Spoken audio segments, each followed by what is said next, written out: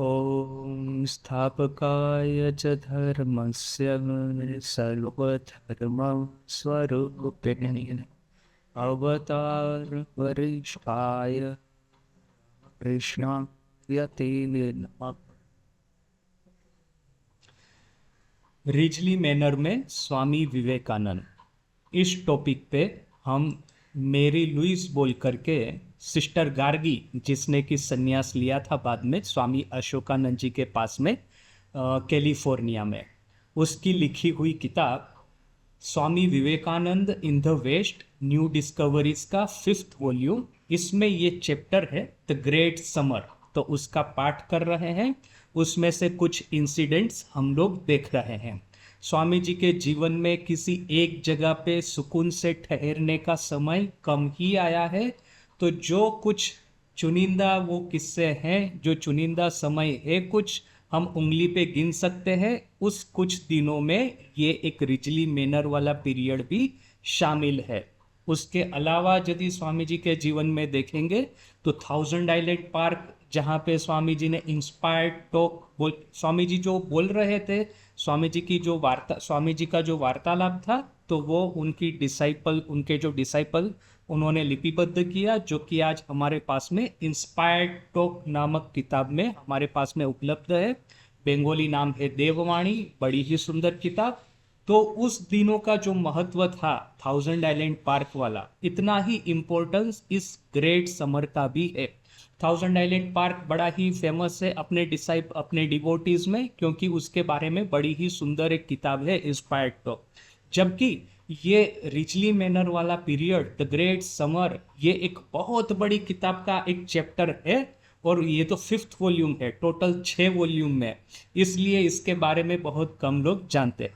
तो जो भी है, हमने देखा कि स्वामी जी किस तरह से लिटिल कॉटेज नामक एक कुटिया में, एक बड़ा है सुंदर एक मकान था, वहाँ पे रह रहे हैं रिजली में।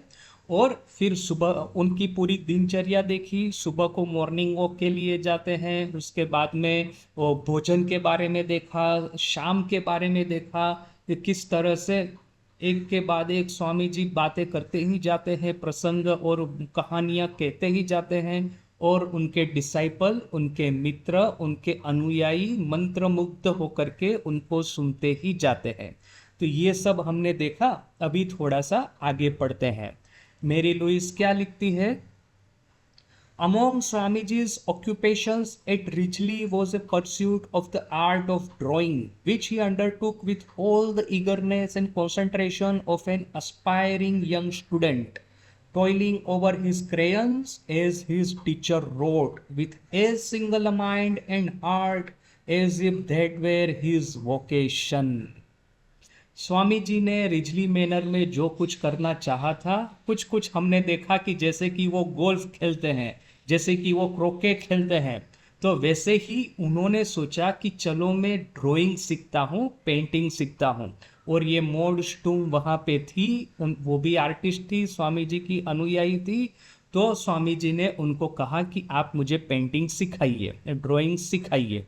और स्वामी जी अभी ऐसा नहीं कि एक्चुअली स्वामी जी सीखना क्यों चाहते थे ये सब, क्योंकि एक सिंपल थियरी है, एक सिंपल साइकोलॉजी है कि जब आपके ऊपर में बहुत सारा स्ट्रेस हो, आप बहुत सारी चिंता में हो, तो आप ऐसा कुछ कार्य करें अपने हाथों से जो कि आपके मन को, वो जो आपके भीतर की जो चिंता है उससे मुक्त करके किसी और चीज में लगाए। ये जो लोग एडिक्शन जो होता, लोग ये करते हैं ना, शराब पीते हैं, न कि स्मोकिंग करते हैं, न कि फिर दुष्चरित्र लोगों के संग में पड़ते हैं, ये सब लोग क्यों करते हैं? अपने गम को भुलाने के लिए। जीवन में ऐसा कोई ऐसा एक दुर्घटना घट गई, ऐसा कुछ हो गया कि जिसको वो भुला ही नहीं पा रहे हैं, बार बार वो अपने मन में वो घूमता ही रहता है, वही यादें, वही बातें।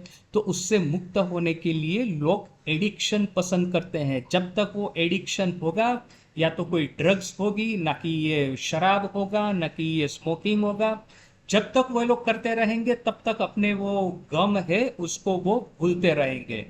तो अपने गम को भुलाने के लिए लोग एडिक्शन में जाते हैं, किंतु there is a better way. Addiction तो आपके शरीर और मन दोनों को तोड़ देगा। आज there is a better way, और वो बेटर वे क्या है? अपने हाथों से कुछ कार्य करे, जैसे कि कारपेंट्री है, जैसे कि ये गार्डनिंग है। मैं जब मैंने ज्वाइन किया था, बेलूर मठ में मैंने ज्वाइन किया था, उस समय मेरा पोस्टिंग हुआ था एक सेंटर में। अभी वहाँ पे, अभी जैसे आप ज्वाइन करते हैं तो क्या होता है कि पता है ना, बहुत सारी चीज़ें होती है जो जिसके साथ में आपको एडजस्ट करना पड़ता है। बाहर का जीवन और यहाँ का जीवन, उसमें आसमान जमीन का अंतर है, तफावत है।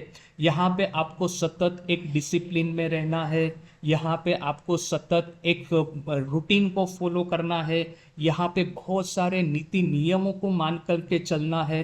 तो शुरू शुरू में ये सब थोड़ा सा डिफिकल्ट रहता है।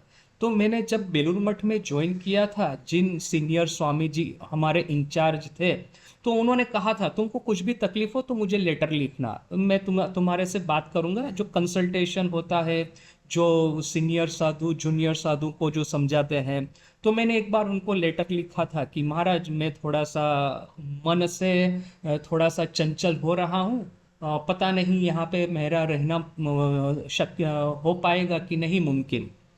तो उन्होंने सामने में मुझे लेटर लिखा, मुझे कहा कि देखो तुम एक काम करो, तुम गार्डनिंग करो, और अपने हाथों से गार्डनिंग करना। जैसे कि मिट्टी को ये करना है, एरेशन बोलते हैं ना, वो खुरपी होती है, खुरपी लेकर के मिट्टी में आप बार बार इसको मिट्टी को ऊपर नीचे करते हैं, जिससे कि क्या होता है, मिट्टी के भीतर में नाइट्रोजन ऑक्सीजन वगैरह बढ़ जाती है, तो पेड़ों के जड़ को उसको मजबूती मिलती है। तो वो उस खुरपी से काम करो, पौधों को पानी दो। ये मैंने, तुम गार्डन में काम करो, तुम गार्डन में 1 घंटा काम करोगे, देखना कि तुम्हारा मन एकदम स्वस्थ हो जाएगा। तो मैंने उस सलाह का सही सही वो पालन किया। वैसे तो मेरा ड्यूटी मंदिर में था, मंदिर में चंदन घिसना है, ठाकुर के जो भोग के जो बर्तन होते हैं उनको धोना है, झाड़ू पोछा लगाना है गर्भगृह में वगैरह, मेरा चंदन घिसना है, वो फ्लावर वास सजाने हैं, गर्भगृह का जो भी कार्य है वो कार्य में करता था। किंतु जैसे ही वो कार्य समाप्त हो जाएगा, वैसे ही मैं गार्डन में जाऊंगा, गार्डन में अपने हाथों से पौधों को लगाऊंगा, पौधों की मावजत करूंगा, उनकी रखो ये करूंगा, उनकी केयर करूंगा, पानी डालूंगा। तो मैंने देखा कि ये जो आप फिजिकली कोई भी कार्य 1 घंटा 2 घंटा करते हैं, आपकी जो चिंताएं हैं, आपके मन की जो चंचलता है, आपके मन के जो सब ये जो चल रहा है द्वंद्व, उसको आप कहाँ पे भूल जाएंगे।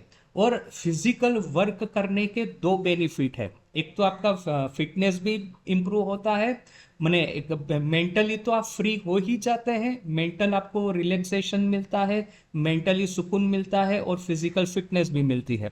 तो ये फिजिकल वर्क करने के बहुत सारे बेनिफिट है। स्वामी जी जब भारत में थे, इंडिया में जब बेलूर मठ में रह रहे थे, उनकी तबीयत बार बार बिगड़ती जाती थी, तो डॉक्टर ने क्या सलाह दी थी, आप एक काम कीजिए, नौका में सवार होकर के गंगा में भ्रमण कीजिए।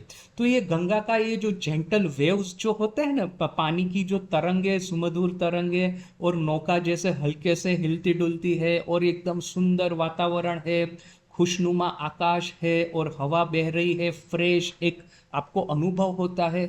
ये जो आउटडोर एक्सपीरियंस है, और जो थोड़ा सा फिजिकल एक्सर्शन आपको लगता है, उसकी वजह से आप अपने रोग को कहाँ पे भूल जाएंगे। और सही में स्वामी जी प्रतिदिन इवनिंग को इस तरह से नौका भ्रमण में जाते थे, और एक बार तो निवेदिता भी उनके साथ में गई थी, और फिर वो दक्षिणेश्वर वगैरह दर्शन भी करवाया था निवेदिता को। और निवेदिता ने स्वामी जी का इस तरह से गंगा पे नौका में भ्रमण करते करते इंटरव्यू भी लिया था।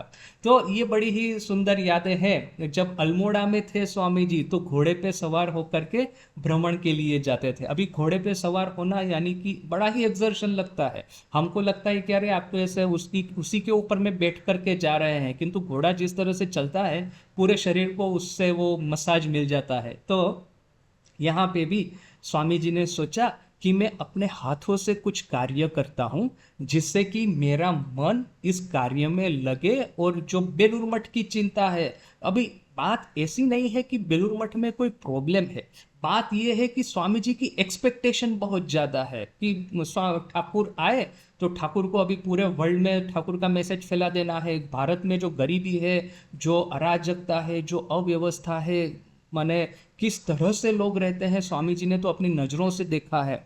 तो भारत की पॉपुलेशन है 30 करोड़, और ये स्वामी जी के पास में सब साधु मिला करके शायद 30 भी नहीं होंगे।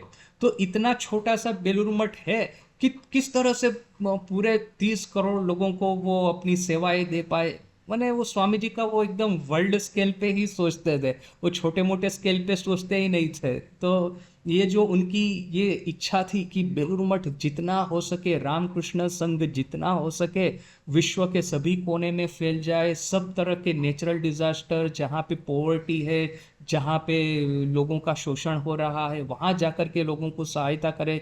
ये एक्सपेक्टेशन इतना स्पीडीली, इतना जल्दी से फुलफिल नहीं हो रहा था। यही स्वामी जी को थोड़ा सा ये था, और वो भी था कि स्वामी जी को पता चल गया था कि अभी मेरा अंतिम समय आ चुका है, तो मेरे जाने के बाद में संघ का क्या होगा। वो अपने गुरु भाइयों को एक इस तरह से तैयार करके जाना चाहते थे कि उनके जाने के बाद में वे लोग हतोत्साह होकर के कार्य करना बंद न कर दे। क्योंकि कुछ कुछ लोग तो फिर भी थोड़ा सा उनके मन में संशय था कि जो नरेन ये सब कर रहा है वो सब ठीक है कि नहीं, ये सब लंबा चलेगा कि भी नहीं, या तो फिर नरेन नहीं होगा तो ये कार्य का क्या होगा। ये भी एक संशय कुछ भक्तों के मन में भी था। कलकत्ता के कुछ भक्त है, अमेरिका के कुछ डिवोटी है, वे लोग भी सोचते थे कि स्वामी जी के वजह से तो हम लोग यहाँ पे आए हैं, अभी स्वामी जी चले जाएंगे तो फिर क्या ये लोग रामकृष्ण मिशन के साथ में एसोसिएटेड होकर के रह पाएंगे। ये जो पश्चिम में जो वेदांत सोसाइटी की जो स्थापना हुई है उसके साथ में वे लोग रह पाएंगे कि भी नहीं। अभी जैसे देखिए कि प्रथम बार अमेरिका में कार्य समाप्त करके स्वामी जी भारत लौटे, दूसरी बार आकर के देखा तो आधा कार्य खत्म हो चुका था, आधे लोग बिखर गए थे। लंदन में भी वही चीज हुआ, स्वामी जी ने इतना प्रवचन दिया लंदन में 2 बार फर्स्ट विजिट के दौरान, अभी सेकंड विजिट में आए तो कोई भी नहीं बचा है वहां पे। ईट स्टडी, मिस मुलर, यही लोग उनका विरोध करना शुरू कर दिए थे। अमेरिका में सेम चीज, ये स्वामी अभयानंद, ये स्वामी कृपानंद, लियोन लैंड्सबर्ग, ये लोग भी स्वामी जी का विरोध कर रहे थे। तो अभी इस विरोध स्वामी जी के जाने से ही कुछ ही दिनों में ऐसा हो गया, तो स्वामी जी की जब महासमाधि होगी तो कार्य का क्या होगा, ये जो भविष्य की चिंता है वो स्वामी जी को सता रही थी। और इसके लिए उन्होंने सोचा कि थोड़ा सा डाइवर्जन चाहिए। तो डाइवर्जन इस तरह से ड्राइंग के लेसन में इस तरह से चित्र दौड़ करके उन्होंने पाया। मॉडस्टुम को कहा मुझे सिखाओ, और वो लिखती है कि स्वामी जी जैसे कि एक स्कूल का बच्चा होता है ना, जैसे स्कूल का बच्चा जब भी हम बड़े हो जाते हैं, बड़े होकर के भी हम बहुत सारे क्लासेस करते हैं, जैसे यहाँ पे कंप्यूटर क्लासेस चल रहे हैं, राम यहाँ पे आश्रम में ही चल रहा है। किंतु जो लड़के आते हैं यहाँ पे वो सब बेसिकली कॉलेज के स्टूडेंट होते हैं, या तो फिर ये पोस्ट ग्रेजुएट स्टूडेंट होते हैं कि थोड़ा बहुत आज किसी ने बीए का कोर्स किया है, किसी ने बीकॉम किया है, तो जहाँ पे भी जाएंगे आपको तो कंप्यूटर चाहिए ही चाहिए थोड़ा सा, तो वे लोग आकर के यहाँ पे थोड़ा सा कंप्यूटर सीखते हैं। किंतु ये जो बड़े लोग, जो पुरुष लोग यहाँ पे सीखने के लिए आएंगे, उनका क्या एक रिलैक्स एटीट्यूड रहेगा, किसी भी चीज को सीरियसली नहीं रहेंगे लेंगे। क्यों? क्योंकि उन्होंने जगत देख लिया है, किसी को बहुत ज़्यादा रिस्पेक्ट नहीं देंगे, किसी भी चीज़ को इतना सीरियसली या इतना डिसिप्लिन्ड मैनर में नहीं लेंगे। किंतु जो एक छोटा बच्चा स्कूल में पढ़ता है, उसको यदि उसके टीचर कहते हैं कि अच्छा तुमको ये असाइनमेंट करना है, या तो फिर तुमको यहाँ पे बैठ कर के ड्राइंग करना है, तो छोटा बच्चा ऐसा निर्दोष, नादान और सहज सरल होता है कि अपने टीचर की जो बात है प्राय वो संपूर्ण रूप से ग्रहण करेगा, डिसिप्लिन में रहेगा, बड़ा ही सिंसियरली पूरा जी जान लगा करके वो अपना कार्य करेगा। तो ये सिंसियरिटी छोटे बच्चों में होती है, स्कूल के स्टूडेंट में होती है। कॉलेज के बाद में वो सिंसियरिटी के जगह पे धीरे धीरे करके स्केप्टिसिज्म या तो फिर साइनिसिज्म चला आता है। साइनिसिज्म यानी कि एक तरह का लोगों के प्रति एक नेगेटिव एटीट्यूड कि हाँ ये लोग हमको बता तो रहे हैं कि तुम ये करो, तुम वो करो, तुम इस तरह से नियमों का पालन करो, किंतु टीचर लोग खुद तो कुछ उन लोगों का चरित्र का कोई ठीक नहीं है, हमको क्या सिखाने वाले, ऐसा एक नेगेटिव एटीट्यूड हो जाता है। तो यहाँ पे in spite of Swami ji उम्र में इतने बड़े थे, 30+ उनकी एज थी उस समय, 35+ के आसपास। तो ये लिखते हैं जो रेमिनिसेंस लिखने वाले कि स्वामी जी एकदम एक छोटे स्टूडेंट बच्चे की तरह नादान और इनोसेंटली आकर के बड़ा ही जैसे कि एक सिंसियरली पेंटिंग या ड्राइंग सीखना उन्होंने शुरू किया। अभी ये मोड स्टुम है वो पूरा लिखती है। मोड स्टुम के बारे में हमने पहले भी देखा कि स्वामी जी जब अमेरिका आए थे तो सर्वप्रथम उनको जहाज पे रिसीव करने वाली थी ये मोड स्टुम। वही थी स्वामी जी की पेंटिंग की टीचर। वो क्या लिखती है, one day Swami ji told me that he wanted to undertake some sort of work that would keep his hands busy and prevent him from thinking of things that fretted him at that time।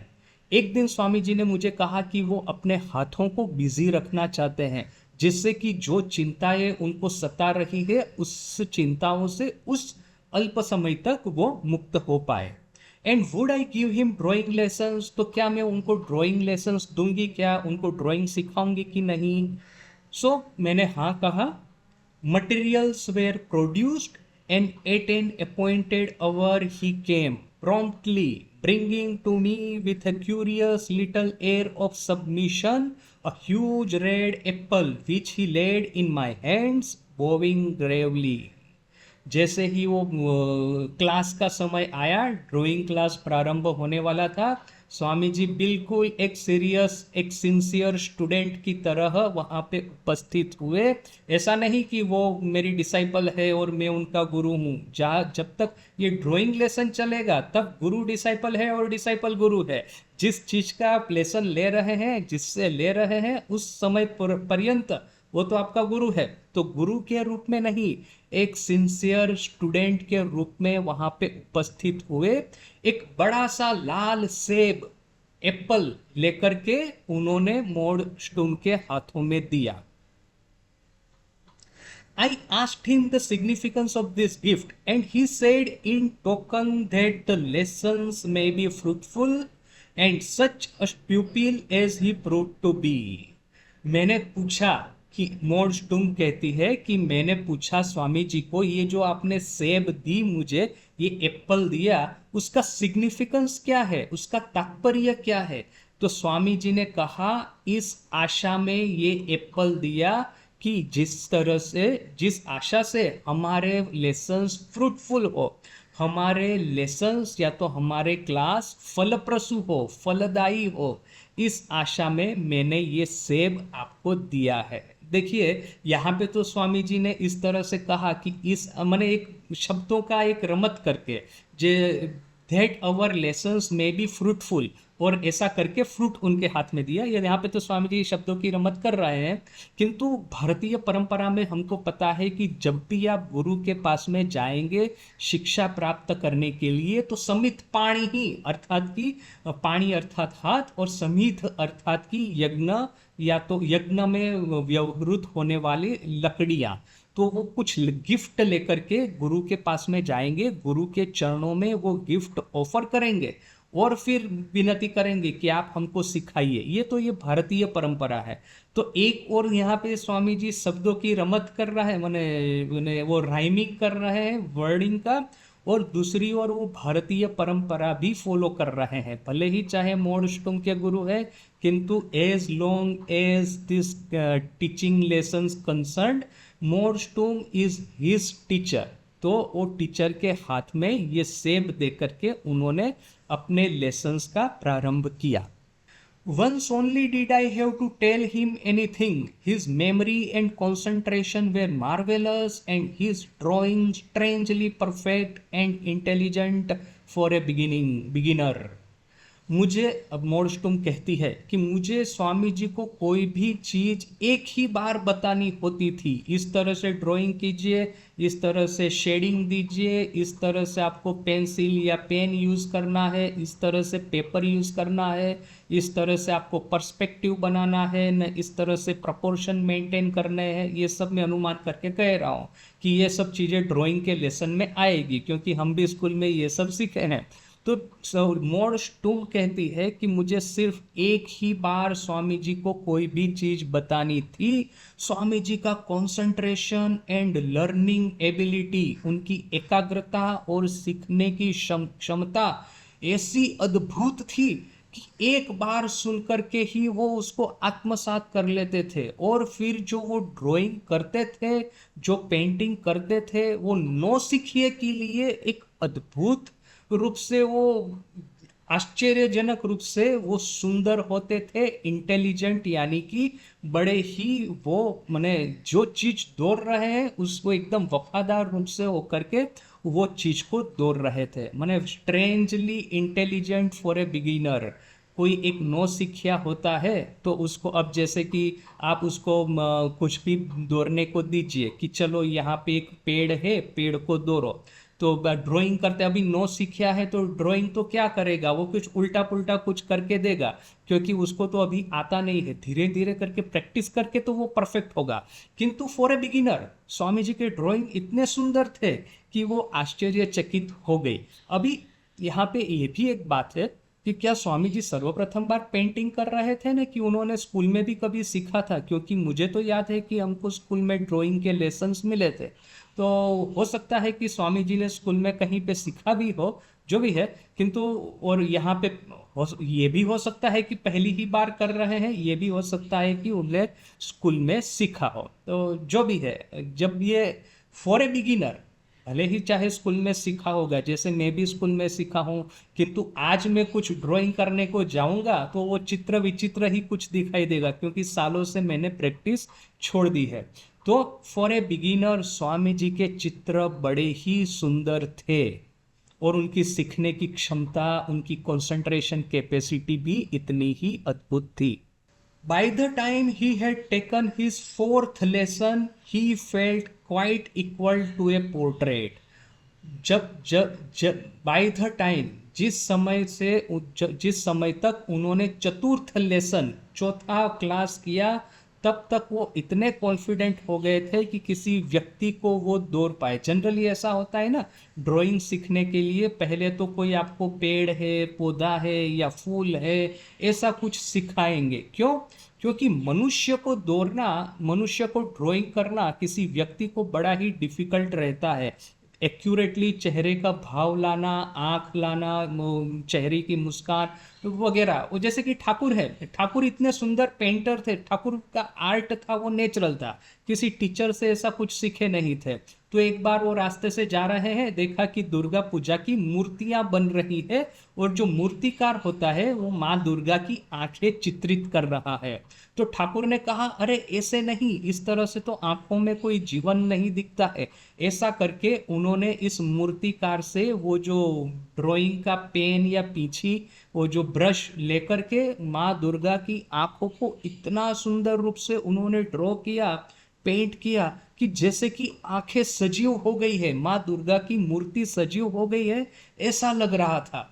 तो किंतु ये सब कब होता है? जबकि आप या तो फिर ठाकुर की तरह सुप्रीम नेचुरल टैलेंट है, वो तो एक चीज़ हो गया, या तो फिर आप बहुत लंबे समय तक ड्राइंग कर, जैसे कि ये मोनालिसा वगैरह पेंटिंग हम देखते हैं, तो लियोनार्डो दा विंची जिसने ये पेंटिंग किया है, उसने सालों सालों भर तक तपस्या करके इस विद्या में महारत हासिल की, तब तो कहीं जाकर के उसने इतना सुंदर पोर्ट्रेट बनाया। तो यहाँ पे स्वामी जी है, 4 ही क्लास हुए हैं, और फिर कहा चलो अभी मैं किसी व्यक्ति को दौड़ता हूँ, किसी का मैं पोर्ट्रेट बनाता हूँ। तो अब ये तो ऐसा हो गया ना कि आप वो पहले आप वो तीरंदाजी सीखते हैं तो पहले तो आप पेड़ को मारेंगे, पेड़ एक थोड़ा सा बड़ा निशान होता है। उसके बाद में आप मान लीजिए कि पहले तो स्टेशनरी टारगेट को आप शूट करेंगे, फिर मोबाइल टारगेट है उसको शूट करेंगे, फिर आखिर में तो वो पंखी की आंख को मारेंगे। यहाँ पे तो 4 ही लेसन हुए, स्वामी जी कहते हैं अभी मैं सीधा पंखी की आंख पे ही तीर चलाता हूँ, इसके जैसा हो गया। So Turiyananda post like any bronze image and was drawn capitally, all in the study of Mr. Leggett, with its divan for our seat and its fine light to aid us. Swami ji ने कहा कि किसी व्यक्ति का मैं पोर्ट्रेट बनाता हूँ तो अभी इस तरह से, अभी ये तो फोटोग्राफी तो है नहीं कि आपने जैसे कि फोटो क्लिक किया, एक ही सेकंड में फोटो खींच गया, 1 सेकंड के लिए आपको पोज करना होता है, फोटो खींच लिया, उसके बाद में आप अपने अपने घर चले जाइए।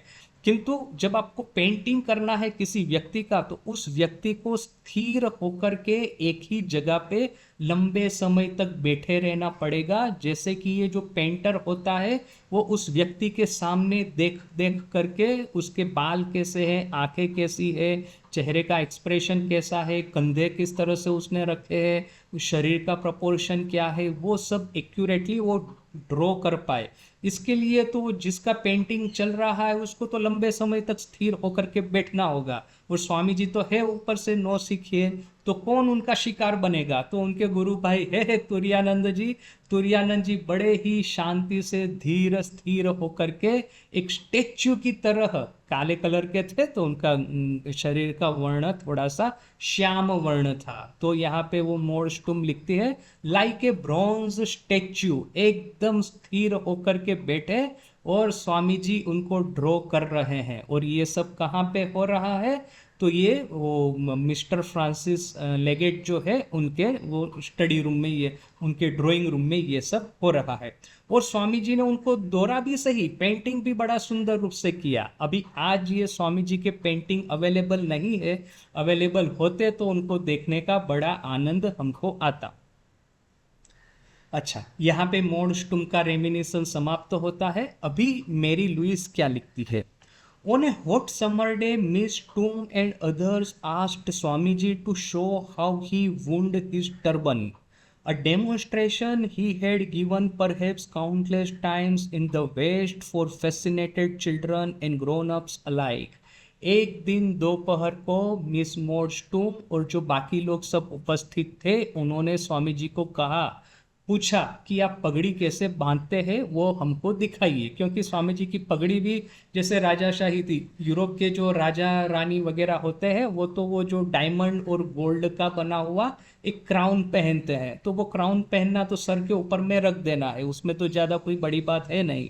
किंतु भारत के जो राजा महाराजा होते हैं वे लोग पगड़ी बांधते हैं, और ये पगड़ी इतनी सुंदर शानदार दिखती है कि ये पगड़ी किस तरह से बांधी जाती है ये भी लोग पहले तो यही अनुमान कर देंगे कि ये रेडीमेड हेड गियर है, सर के ऊपर में रख दिया है, जैसे कि राजा का वो क्राउन है रेडीमेड होता है, सर के ऊपर में रख ही देना होता है। किंतु स्वामी जी जब पगड़ी को छोड़ेंगे तब पता चलेगा ये पूरा एक वस्त्र ही है, उसी को बड़ा ही स्टाइलिशली, बड़ी ही मेहनत करके, बड़ा ही सुंदर रूप से इस तरह से पगड़ी के रूप में बांधा जाता है। तो देख करके ये लोग देखना बड़ा उत्सुक होते थे कि स्वामी जी पगड़ी किस तरह, एक वस्त्र है, सिंपल एक वस्त्र है, उसको इतनी सुंदर रूप से पगड़ी के रूप में किस तरह से बांधते हैं। तो पहले भी स्वामी जी ने पश्चिम के देशों में बच्चों के लिए, अपने अनुयायियों के लिए पगड़ी बांधने का डेमोन्स्ट्रेशन किया था, यहाँ पे भी उन्होंने करके दिखा दिया।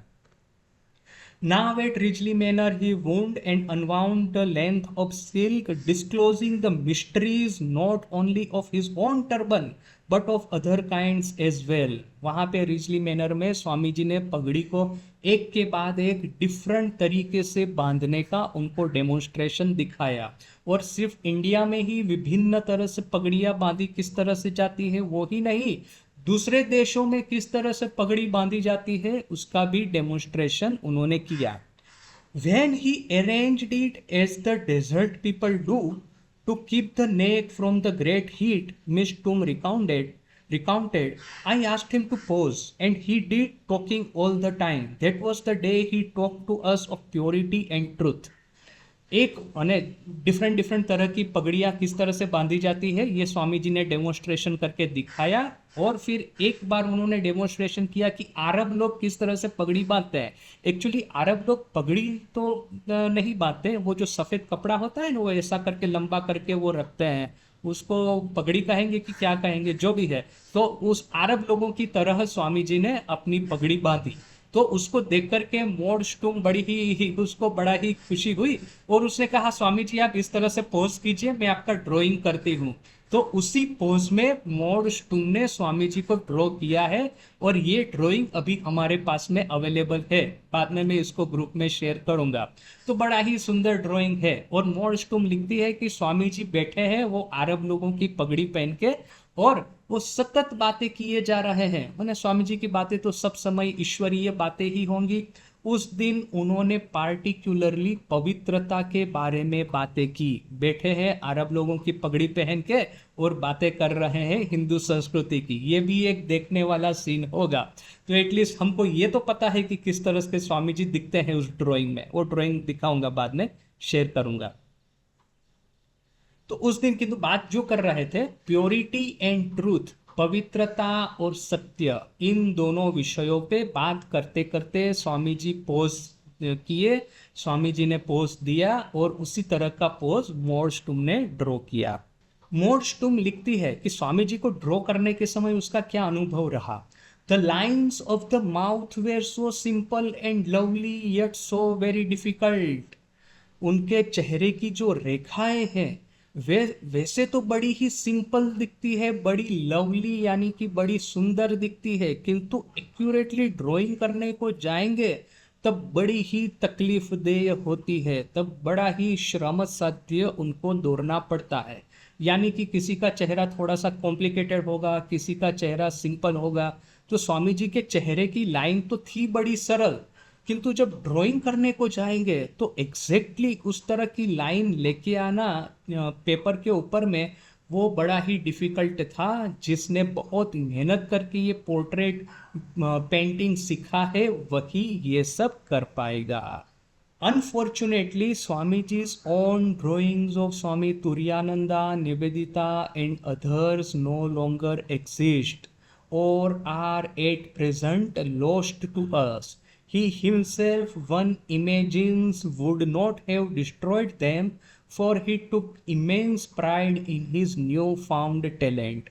स्वामी जी ने तुरानंद जी को तो ड्रॉ किया ही था, साथ में निवेदिता को भी ड्रॉ किया था।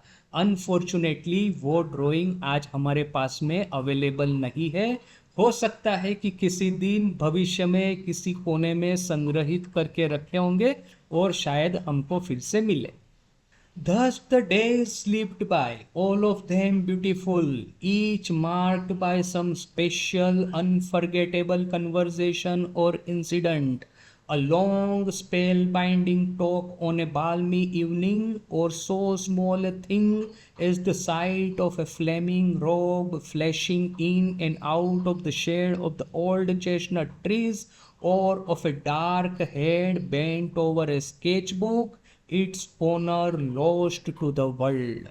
और इस तरह से ये सुंदर दिन एक के बाद एक बीतते गए। स्वामी जी के अनुयायी जैसे कि उनका हृदय धरा माने उनका हृदय संतुष्ट नहीं हो पा रहा है। स्वामी जी को प्रतिदिन देखते हैं किंतु फिर भी ऐसा लगता है और देखे स्वामी जी को और उनकी बातें श्रवण करें। प्रत्येक दिन एक नया अनुभव लाता है। या तो स्वामी जी कोई एक अद्भुत आश्चर्यजनक कहानी बताएंगे, या तो फिर अपना एक बिल्कुल ही नया पर्सपेक्टिव, एक पॉइंट ऑफ व्यू, एक नया ही आइडिया उनके समक्ष प्रस्तुत करेंगे जिससे कि वो आश्चर्यचकित हो जाए।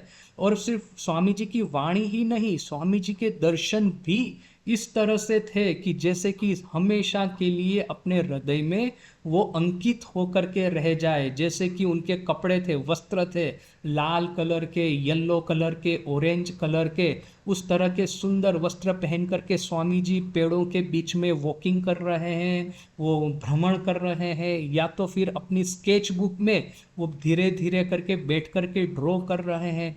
ये जो स्वामी जी के जो विभिन्न दर्शन थे, एक एक दर्शन वो भी जैसे कि उनके अनुयायियों के हृदय पे हमेशा के लिए अंकित हो गए थे। स्वामी जी के दर्शन और स्वामी जी की ये वाणी, जो लोग वो 10 सप्ताह रिजली मैनर में रुके हैं वे लोग इसमें से किसी को भी कभी भी भूलेंगे नहीं।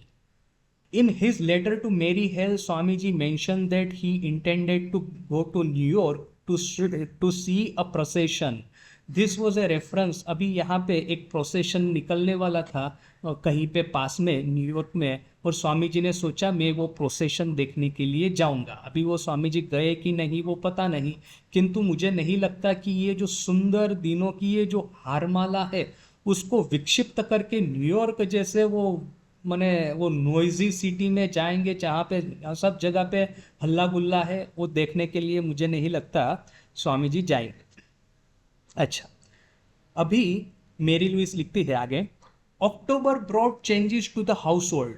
जैसे ही अक्टूबर महीना आया उनके घर में थोड़ा सा परिवर्तन आया। घर में यानी कि जो गेस्ट रहने वाले थे उन लोगों में थोड़ा सा परिवर्तन आया। Mrs Bull finally arrived on Saturday, followed several days later by Olea, but as things turned out Miss MacLeod's plans again miscarried. 2 days later, the great summer came for her to an unexpected end. A letter came to Ridgely from Mrs. Blodgett, a widow who was then unknown to Joe and Betty, saying that their elder brother, Taylor McLeod, lay seriously ill, perhaps dying, in her home in Los Angeles, where she was nursing him. जैसे ही अक्टूबर महीना प्रारंभ हुआ, वहाँ पे रहने वालों में परिवर्तन आया। अभी तक हमने देखा कि 3 सहेलियाँ, जैसे कि ये जोसेफाइन मैक्लाउड, उनकी बहन बेटी लेगेट और ये तीसरी थी मिसिस ओली बुल, ये तीनों स्वामी जी की सबसे घनिष्ठ अनुयायियाँ थी अमेरिका में। तो अभी ये तीनों में ऐसा था कि जो स्वामी जी के साथ में रहेगा वो स्वामी जी की दिनचर्या के बारे में, स्वामी जी के वाणी और वर्तन के बारे में जो वहाँ पे उपस्थित नहीं है उनको लंबा लेटर लिखेंगी। तो वहाँ पे जोसेफाइन मैक्लाउड और बेटी लेगेट स्वामी जी के साथ में रिजली मैनर में उपस्थित थे। मिसिस ओलीबुल नहीं आ पाई थी क्योंकि उनकी लड़की, उनकी बेटी बीमार थी। अभी किंतु उनकी बिटिया उनकी जो बीमारी थी वो ठीक हो गई थी, तो मिसिस ओलीबुल रिजली मैनर आई। किंतु उसी समय कैलिफोर्निया के लॉस एंजलिस शहर में से एक पत्र आया। मिसिस ब्लोजेट लिखती है, अभी वो ब्लोजेट कौन है इन दोनों को नहीं पता था, जोसेफाइन को, किंतु उस पत्र में ऐसा लिखा था कि उनके बड़े भाई बड़े ही सीरियसली बीमार है और वो मेरे घर में सारवार ले रहे हैं, मैं उनकी केयर कर रही हूँ। तो जैसे ही ये समाचार आया, जोसेफाइन मैक्लाउड को तो वहाँ पे जाना ही पड़ेगा, अपना बड़ा भाई बीमार है तो क्या करेंगे। तो किंतु अभी जोसेफाइन मैक्लाउड के लिए, जो कि स्वामी जी के यहाँ पे अमेरिका बुलाने में, रिजली मैनर में उनको आमंत्रण करने में उसकी जो सबसे बड़ी महत्वपूर्ण भूमिका थी, उस जोसेफाइन को स्वामी जी को छोड़ करके अभी जाना पड़ रहा है, तो उसके हृदय पे क्या बीतेगी, क्या बीती होगी, उसका तो हम अनुमान कर पा रहे हैं। किंतु उसका जो मिस फॉर्चून था, हमारा गुड फॉर्चून ये है कि अभी मिसिस ओलीबुल जोसेफाइन को लेटर लिखेगी। अब तक जोसेफाइन मिसिस ओलीबुल को लेटर लिखती थी स्वामी जी के बारे में, स्वामी जी क्या किया आज, किस तरह से उनकी दिनचर्या रही। अभी मिसिस ओलीबुल जोसेफाइन मैक्लाउड को लेटर लिखेंगी। यानी कि ये पत्र परंपरा है जिसके माध्यम से हमारे पास में स्वामी जी के उस दिनों का चितार संपूर्ण रूप से मिल रहा है। वो पत्र परंपरा वैसे अकबंध बनी रहेगी, वो सातत्य बना रहेगा उस पत्र परंपरा में। अभी मिस मैक्लाउड कहती है, within 2 hours I was packed, the horses were at the door, and as I went out, Swami put out his hand and said some Sanskrit blessing, and then he called out, get up some classes and I will come. जैसे ही पत्र मिला उसके 2 घंटे में ही McLeod, Josephine McLeod वहाँ से प्रस्थान करने के लिए तैयार हो गई, कैलिफोर्निया जाएगी। जैसे ही वो वहाँ पे वो घोड़ा गाड़ी भी तैयार थी, और जैसे ही वो घोड़ा गाड़ी में जाने के लिए वो वहाँ पे खड़ी होती है, स्वामी जी आए, उन्होंने संस्कृत में कुछ ब्लेसिंग्स दिए, कुछ आशीर्वाद दिए, और फिर क्या कहा, प्रोफेटिक वर्ड्स, भविष्य पूरा इससे परिवर्तन हो जाने वाला इन शब्दों से। स्वामी जी ने कहा, कैलिफोर्निया में कुछ क्लासेस का आयोजन करो तो मैं भी वहाँ पे आऊँगा।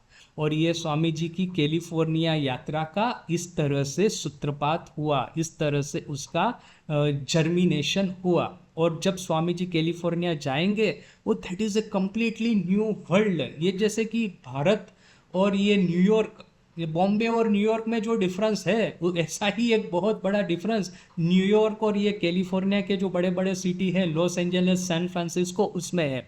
क्योंकि अमेरिका का जो वेस्ट कोस्ट है वो बड़े ही साहसिक वीर्यवान लोगों ने उन्होंने उसको बसाया है, जो कि एडवेंचरस थे और किसी एडवेंचर की आशा में वहाँ पे आए थे। तो उनका हार्ट भी बड़ा लिबरल था और मल्टीकल्चरल वहाँ पे एटमॉस्फेयर था, क्योंकि स्पेनिश लोगों की वस्ती भी वहाँ पे ज़्यादा थी। जबकि ये जो बोस्टन, न्यूयॉर्क वगैरह, वहाँ पे ज़्यादातर ब्रिटिश लोग रहते थे, तो वहाँ पे उनका एक थोड़ा सा ब्रिटिश नोबरी जिसको कहते हैं ना, एक संकुचित मन थोड़ा सा तो वहाँ पे था। किंतु कैलिफोर्निया था, वहाँ पे काफ़ी ब्रिटिश पॉपुलेशन भी थी और चाइना से भी बहुत सारे लोग माइग्रेट करके गए थे। माइग्रेट नहीं, वैसे तो उनको लेबरर्स के रूप में लाया गया था, किंतु थे, उनकी वस्ती भी काफ़ी थी। और इंडियन लोगों की भी काफ़ी बस्ती थी। ये जो कुली के रूप में ब्रिटिश लोग जहाँ पे ले जाते थे उनको, तो रेल रोड लगाने के लिए या तो फिर वो माइनिंग वगैरह करने के लिए वो कैलिफोर्निया में काफ़ी लोग इस तरह से रह रहे थे। तो थोड़ा सा मल्टीकल्चरल एटमोसफियर था। लोग बड़े ही एडवेंचरस थे, बड़े ही उदार हृदय के थे, और मन में भी साहस था, कॉन्फिडेंस था, और अद्वैत वेदांत का संदेश ग्रहण करने के लिए कैलिफोर्निया जैसा उपयुक्त राज्य, उपयुक्त जगह और कोई भी नहीं थी पृथ्वी के ऊपर में उस समय। तो इस तरह से स्वामी जी का कैलिफोर्निया जाना वो प्रारंभ हुआ। जोसेफाइन मैक्लाउड जा रही है, स्वामी जी ने कहा कि कैलिफोर्निया में कुछ क्लासेस का आयोजन करो, तो मैं भी वहाँ पे आऊँगा। She could not have left Ridgely without A painful range at her heart, yet she drove off with a characteristic resilience and valiance and acceptance of everything that came her way, which was indeed one of the traits for which Swamiji loved her.